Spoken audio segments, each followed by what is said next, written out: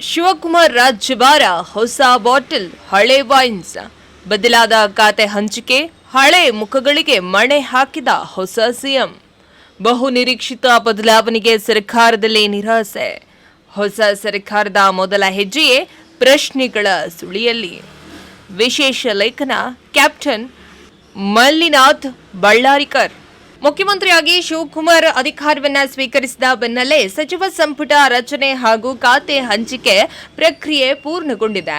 ಆದರೆ ಜನರು ನಿರೀಕ್ಷಿಸಿದ್ದ ಹೊಸ ಚಿಂತನೆ, ಹೊಸ ನಾಯಕತ್ವ ಮತ್ತು ಹೊಸ ಆಡಳಿತ ಮಾದರಿಯ ಬದಲಾವಣೆಗೆ ಹಳೆಯ ಮುಖಗಳೇ ಮತ್ತೆ ಪ್ರಮುಖ ಖಾತೆಗಳನ್ನು ಅಲಂಕರಿಸಿರುವುದು ರಾಜಕೀಯ ವಲಯದಲ್ಲಿ ವ್ಯಾಪಕ ಚರ್ಚೆಗೆ ಕಾರಣವಾಗಿದೆ.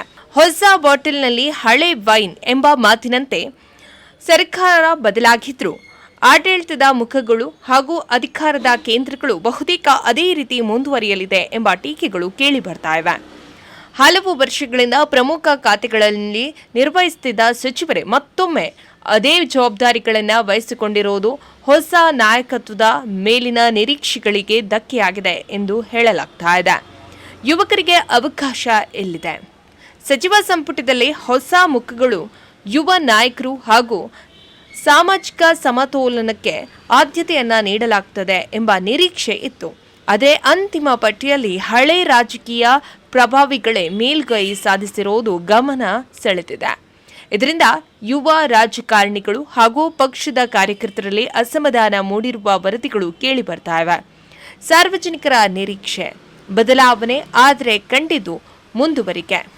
ರಾಜ್ಯದ ಜನತೆ ಬೆಲೆ ಏರಿಕೆ, ನಿರುದ್ಯೋಗ, ಭ್ರಷ್ಟಾಚಾರ, ಕುಡಿಯುವ ನೀರು, ರಸ್ತೆ, ರೈತರ ಸಮಸ್ಯೆಗಳು ಸೇರಿದಂತೆ ಹಲವು ವಿಚಾರಗಳಲ್ಲಿ ತ್ವರಿತ ಪರಿಹಾರ ನಿರೀಕ್ಷಿಸಿದ್ರು. ಆದರೆ ಸರ್ಕಾರದ ಮೊದಲ ನಿರ್ಧಾರಗಳಲ್ಲೇ ಹಳೆಯ ರಾಜಕೀಯ ಸಮೀಕರಣಗಳಿಗೆ ಹೆಚ್ಚಿನ ಪ್ರಾಮುಖ್ಯತೆ ದೊರಕಿರುವುದು ಜನರಲ್ಲಿ ಪ್ರಶ್ನೆಯನ್ನ ಹುಟ್ಟುಹಾಕಿದೆ. ರಾಜಕೀಯ ವಿಶ್ಲೇಷಕರ ಪ್ರಕಾರ ಹೊಸ ಸಿಎಂಗೆ ಆಡಳಿತದ ಮೇಲಿನ ಸಂಪೂರ್ಣ ಹಿಡಿತ ಸಾಧಿಸಲು ಅನುಭವಿಗಳ ನೆರವು ಅಗತ್ಯವಾಗಬಹುದು. ಆದರೆ ಅದೇ ವೇಳೆ ಹೊಸ ಚಿಂತನೆ ಮತ್ತು ಹೊಸ ನಾಯಕತ್ವಕ್ಕೆ ಅವಕಾಶವನ್ನು ನೀಡಿದರೆ ಸರ್ಕಾರದ ಮೇಲೆ ಬದಲಾವಣೆ ಇಲ್ಲದ ಆಡಳಿತ ಎಂಬ ಮುದ್ರೆ ಬೀಳುವ ಸಾಧ್ಯತೆ ಇದೆ ಎಂದು ರಾಜಕೀಯ ವಿಶ್ಲೇಷಕರು ಅಭಿಪ್ರಾಯಪಟ್ಟಿದ್ದಾರೆ.